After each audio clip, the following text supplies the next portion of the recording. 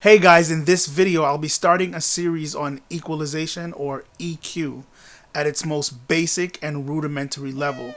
So this video will be for beginners, so let's fire it up. To start, we're going to have to first go through some technical information.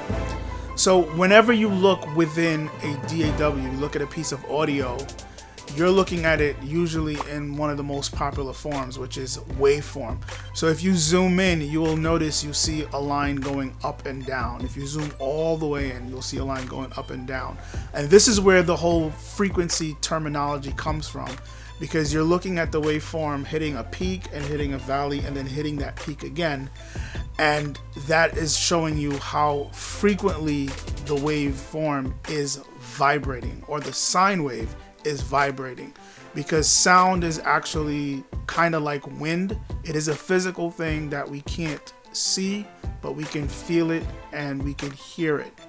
So the sound vibrates and it causes the sine wave to go up and down.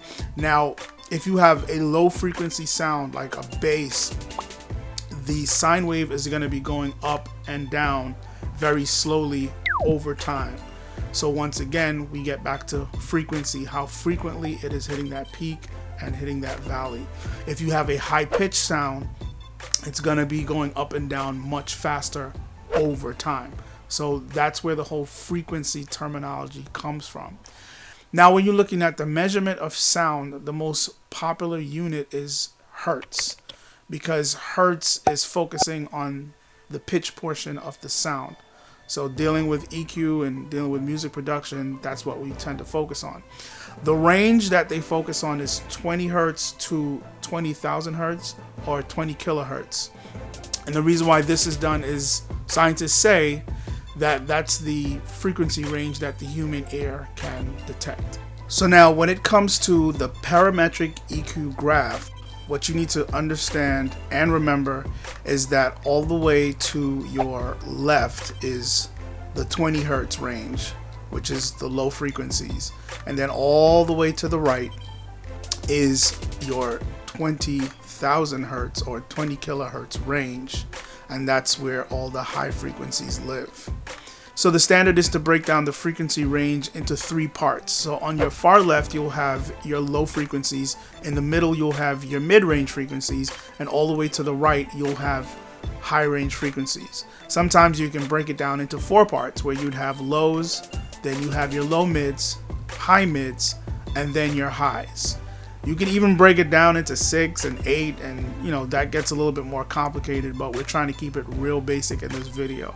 So when you gain the grasp of frequency and where they land on the frequency spectrum, then you'll grasp a better understanding of EQing, because that's basically what you're doing. You're going to now be turning up, raising the level of a specific frequency, or pulling down, lowering the volume of a specific frequency. And that's what you're doing when you're EQing. That likens back to the whole concept of mixing. Even though this is not a mixing video, it's pretty much the same concept. When you're mixing, you're just balancing out the composition based on levels. So you have all these different sounds. If it's a musical composition, you're basically putting the levels where you want them to be, balancing out the mix by volume. So you're turning up certain instruments, turning down certain instruments, turning up vocals, turning down vocals. And EQing is the same thing, but just on a more granular level. You have more of a fine-tuned control on one specific sound, like a snare or a piano or a bass guitar. You can now specifically highlight frequencies within that sound and raise the volume of that frequency to bring that one out, or you can lower the volume on a specific frequency to make it less apparent in that specific sound. And that's the basic concept of EQing. Okay guys, that's it for this video. And remember, this series is for beginners, so I will be dealing with very basic and rudimentary concepts and techniques dealing with EQ. So who is this video for?